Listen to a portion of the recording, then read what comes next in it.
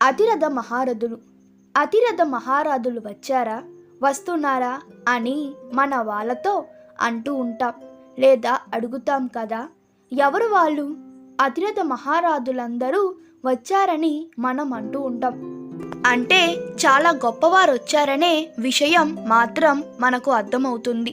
అయితే ఆ పదాలకు సరైన అర్థం మాత్రం మనలో చాలామందికి తెలియకపోవచ్చు.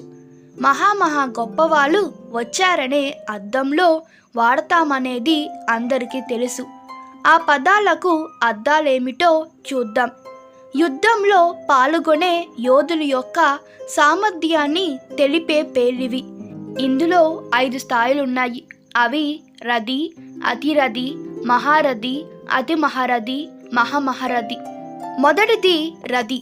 ఏకకాలంలో 5,000 మందితో యుద్ధం చేయగలడు. సోమదత్తుడు, సుదర్శన, శకుని, శిశుపాల, ఉత్తర, కౌరవులలో 96 మంది, శిఖండి, ఉతమౌంజులు, ద్రౌపది కొడుకులు వీరంతా రథులు.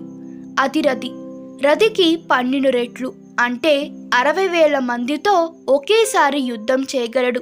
లవకుశులు, కృతవర్మ, శాల్య, కృపచార్య, భువిశ్రవ, ద్రుపద, యుతుస్స, విరాట, అకంపన, సత్యకి, దృష్టద్రుమ్మన, కృంతిభోజ, ఘటోత్కచ, ప్రహస్త, అంగద, దుర్యోధన, జయద్రథ, దుశ్శాసన, వికర్ణ, విరాట, యుధిష్ఠర, నకుల, సహదేవ. ప్రద్యుమ్నులు అతిరథులు. మూడవది మహారథి.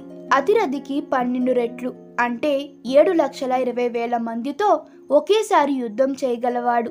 రాముడు, కృష్ణుడు, అభిమన్యుడు, వాలి, అంగద, అశ్వత్థామ, అతికాయ, భీమ, కన్న, అర్జున, భీష్మ, ద్రోణ, కుంభకర్ణ, సుగ్రీవ, జామవంత, రావణ, భగదత్త, నరకాసుర, లక్ష్మణ, బలరామ, జరాసంధులు మహారథులు.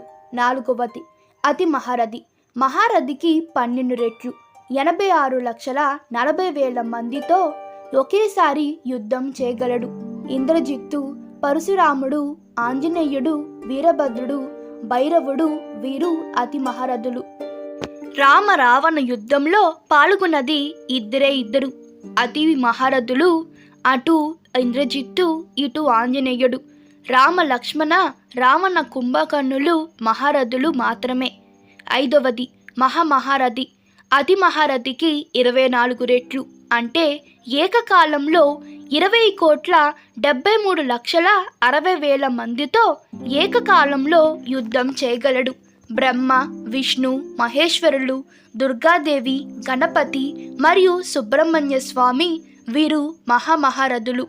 మహామహారథులలో అమ్మవారు కూడా ఉండడం హిందూ ధర్మంలోనున్న మహిళా సాధికారతకు నిదర్శనం. ఈ వీడియో మీకు నచ్చినట్లయితే మీ అభిప్రాయాలు కామెంట్లో తెలపండి. Please like, share and subscribe to my channel. Thank you.